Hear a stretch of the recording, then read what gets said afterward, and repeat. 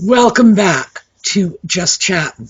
And this is the series of videos we do on Thursday and Sunday evenings just for our own entertainment. So, for all you Audie fans, the bad cat is in the front window staring out at the neighborhood. He doesn't want to go out, but he wants to supervise from a discreet distance. He may show up. Yellow. Obviously plenty of yellow for Catherine, for Lex's mom, for everyone coping with cancer.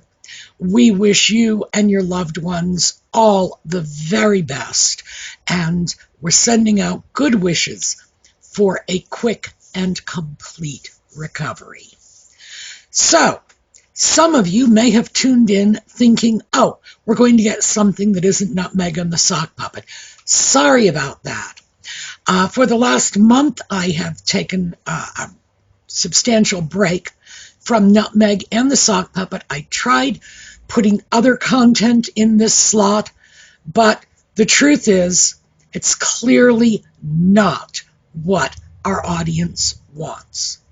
And I do this for you. You control the content. It is up to you what I put before you. And I've said that from the very beginning. You tell me what you want. And yes, I have seen very definitively, you want Nutmeg and the sock puppet? Well, you know what? I can do Nutmeg and the sock puppet. So that's what we're going to get into when we come back from the intro. I will see you in 22 seconds.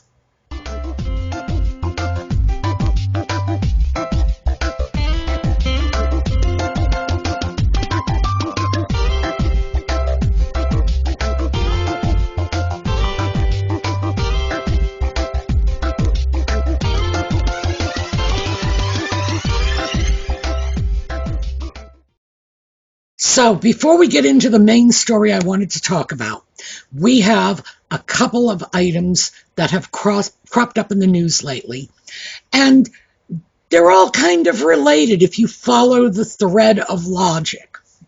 So let's start with the trailer for Nutmeg's cooking show. Was just released, and the show is going to be aired in apparently just a few days, around this time next week, I think. So I did see the trailer. There is a link, because that trailer is available on YouTube. There is a link in the video notes below. So feel free to check it out. It was amusing, to say the least. It was just Nutmeg on parade. She is cooking and wandering around the garden and hugging her friends, because you know she's a hugger. And her friends are, well, no more A-list celebrities for her. So we are not going to be seeing Serena Williams or Mariah Carey. No, it's Abigail Spencer and Mindy Kaling. Those were the two that I was able to identify from the trailer. And no, not A-list. I would say probably B-. Mindy Kaling is probably a little bit above C-list. Abigail Spencer maybe a little below B. So we're going to go with B.5 list celebrities, B-, C+. And, of course, it's all about Nutmeg cooking with her celebrity friends, which naturally is what we all know these women do in their off time. Yeah, right. This is, oh my gosh, this is as phony as a $3 bill. But, hey, this is what she's putting out to us as a sort of fly-on-the-wall view of her glamorous and elegant life. I have come to believe lately that the one thing, if I had to just isolate one element that drives people the craziest about this woman, is her total lack of authenticity. Everything is a performance. Everything is staged for the cameras.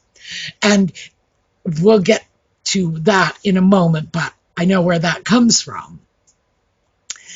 And so it's all about love and family and hugs and cooking. And I saw what I believe to be the title of the show, which will be With Love, Meghan, in that pseudo calligraphy thing she does. Someone really needs to send that woman a genuine sample of calligraphic handwriting, just so she knows the difference. Regardless, it is coming out. Will I watch it until I hit the point where I throw up? Yes, I will. I will, in fact, download it and I will watch it so you don't have to. But,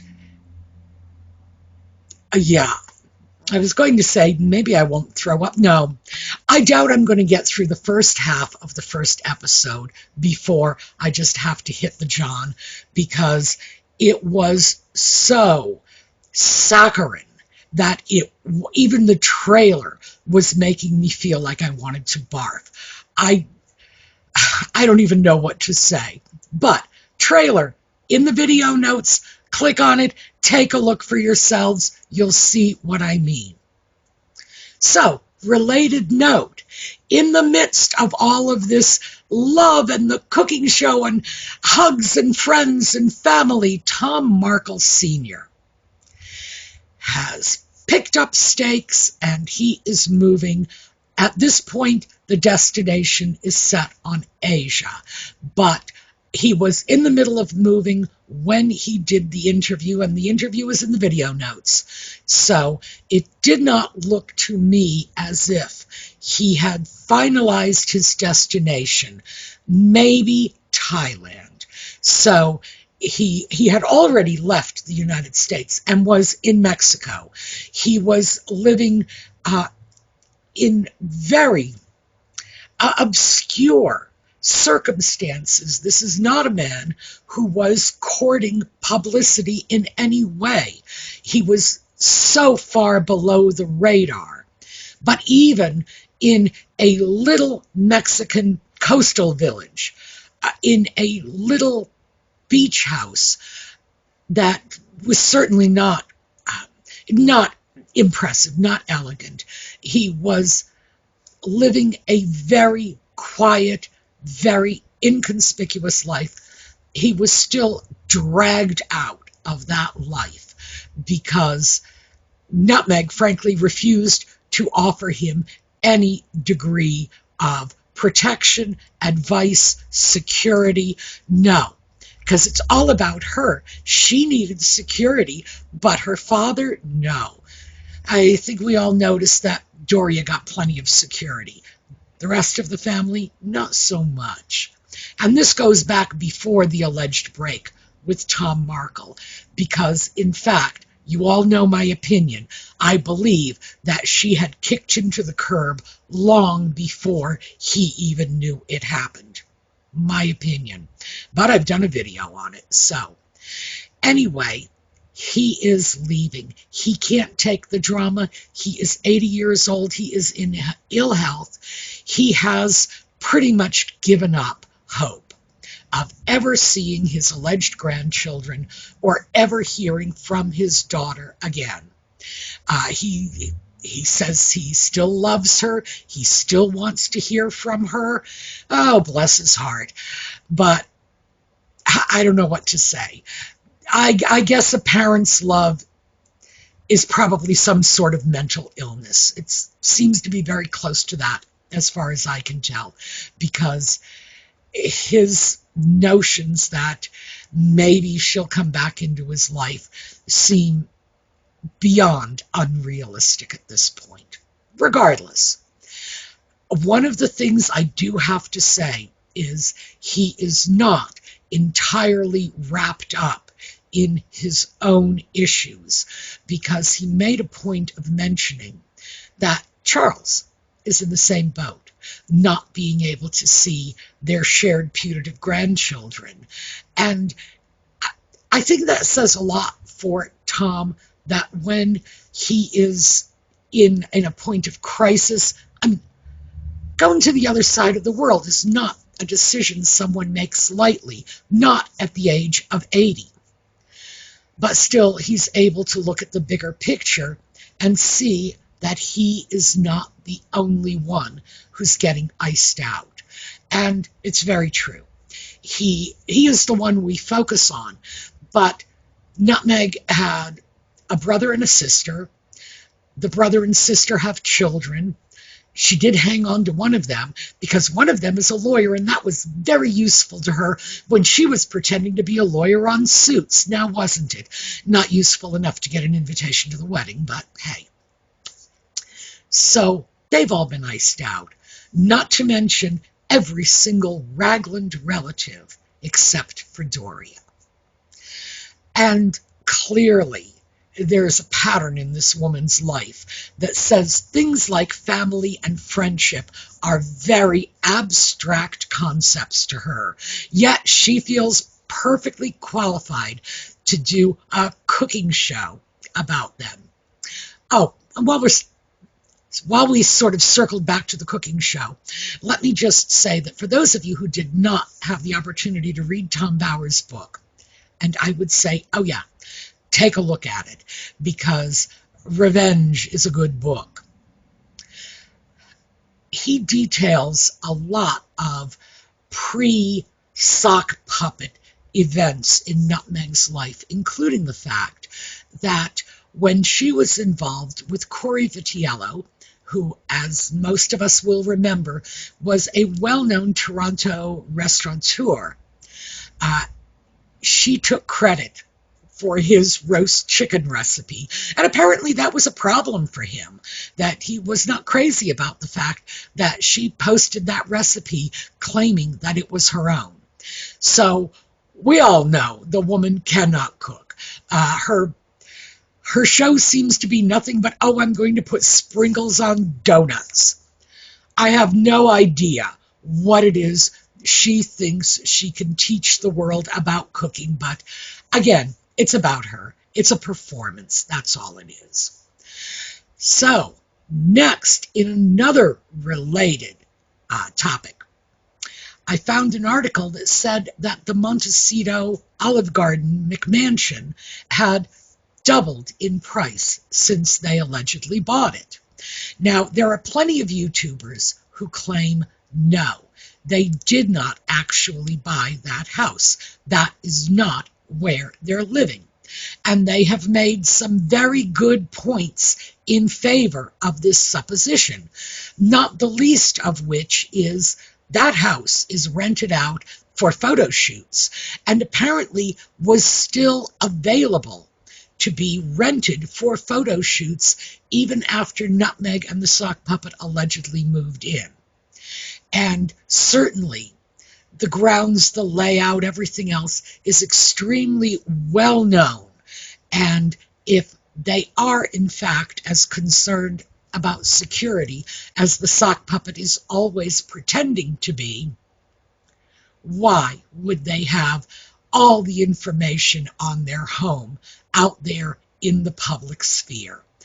Doesn't make sense. Furthermore, the Netflix docudrama was filmed in another location, and the cooking show is being filmed or has been filmed in another location. So, no, even though this house that they allegedly purchased is available to the general public for hourly rentals for film shoots, I assume Instagram influencers are renting it.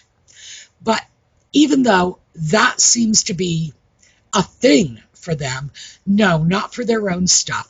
They, in turn, are apparently renting out other people's houses for their film shoots, which is absolutely crazy and does suggest to me that all of the YouTubers who claim that they never really bought that house in the first place, this is just a complete smokescreen, are probably onto something.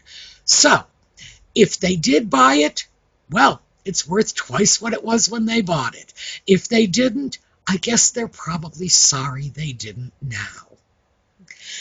So let's move into the one that I really wanted to talk about, which is Cesta Collective. And this was Nutmeg's investment, which she announced at the end of August, just a few months ago, that she had made an investment in this ethically sourced handbag operation. And there are plenty of articles, and many of them are in the video notes, just so you can see the whole spread, how much publicity she garnered from this announcement that she had invested in these handbags. Well, the problem with that is they're not ethically sourced, not by a long shot.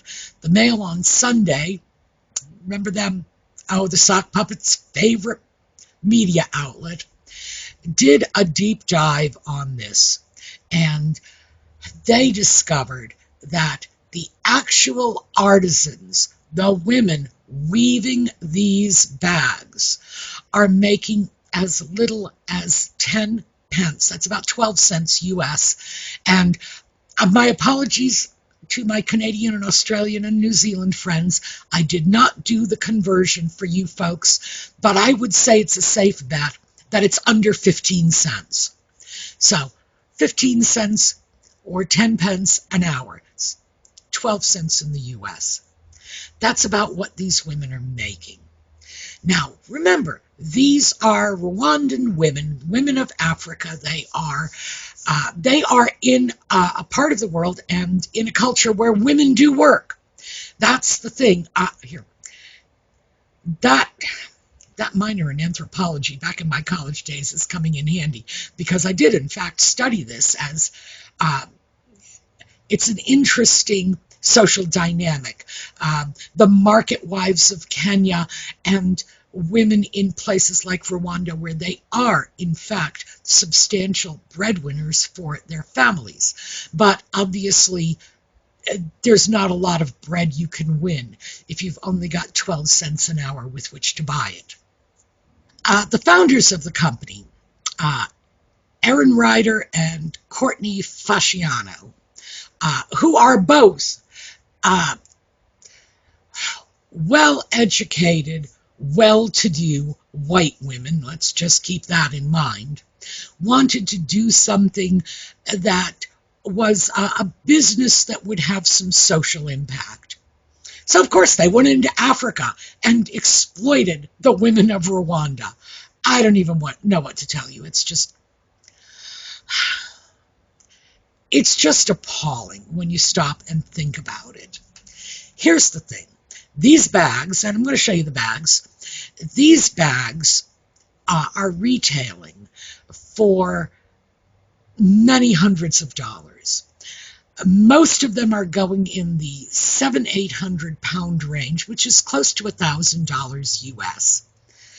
And the women who are making the bags are getting $2 or $3 per bag. They are happy with the work they are doing, by the way. The Rwandan women are not complaining. They're glad to get any work. But they would like to be paid a little more. And they're not asking for a lot. I mean, mind you, they're making multi-$100 handbags. And they'd probably be satisfied just being paid 40 or 50 cents an hour. You know, they're not being greedy.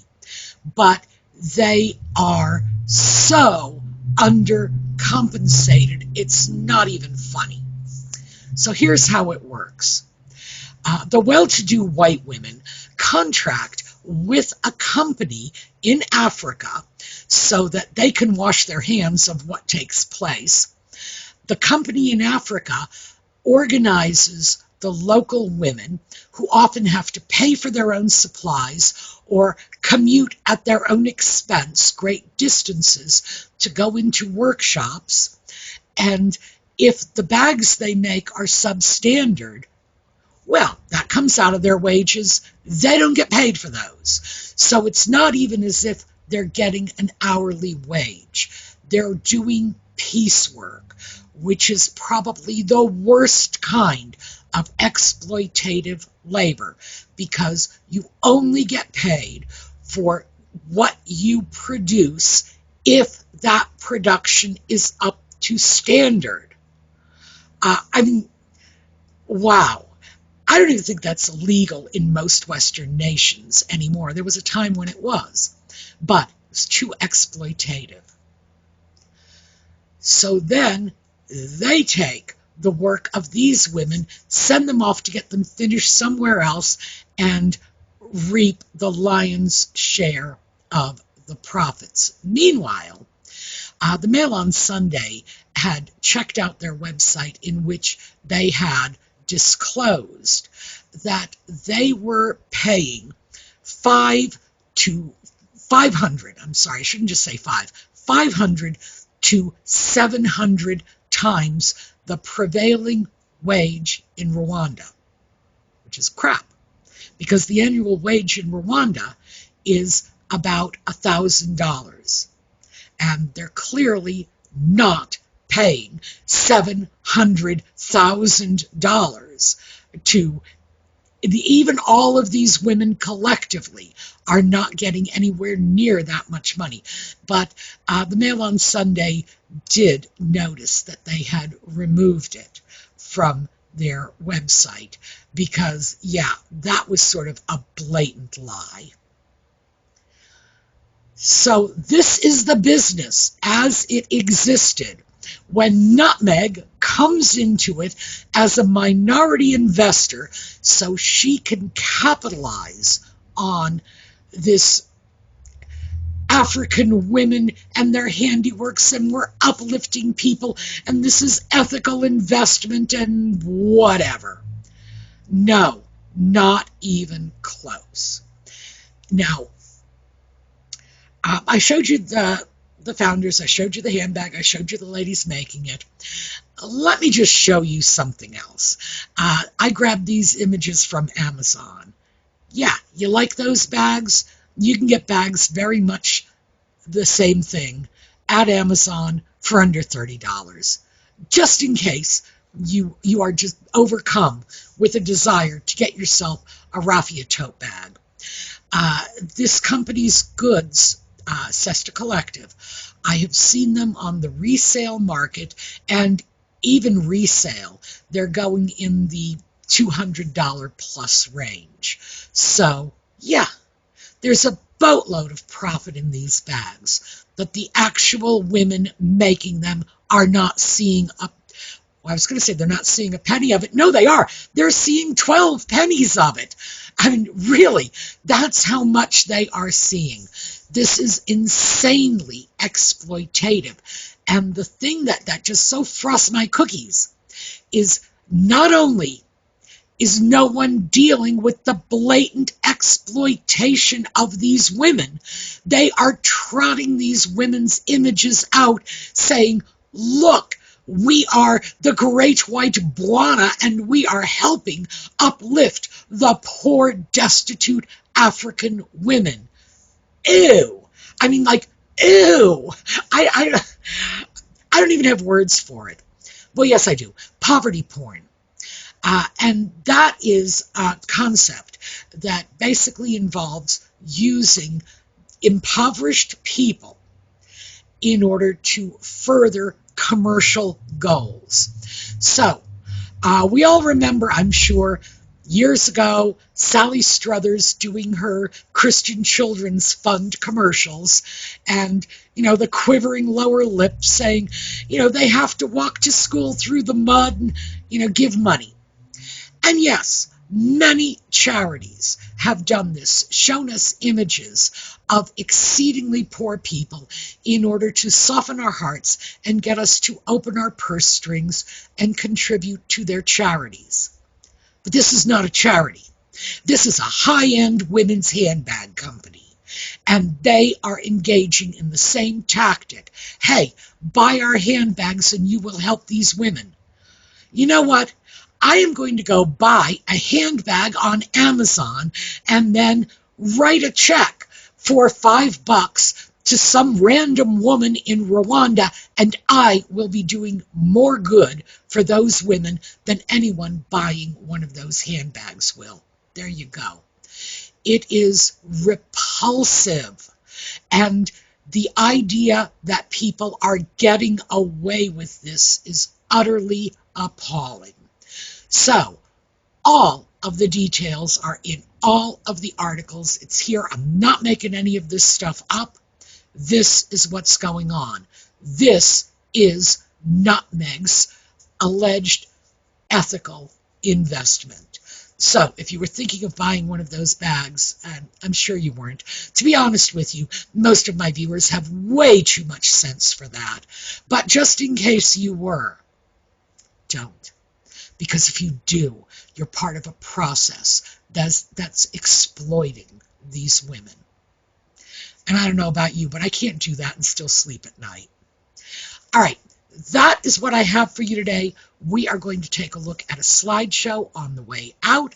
I hope to see you all again next time. And in the meanwhile, have a terrific day.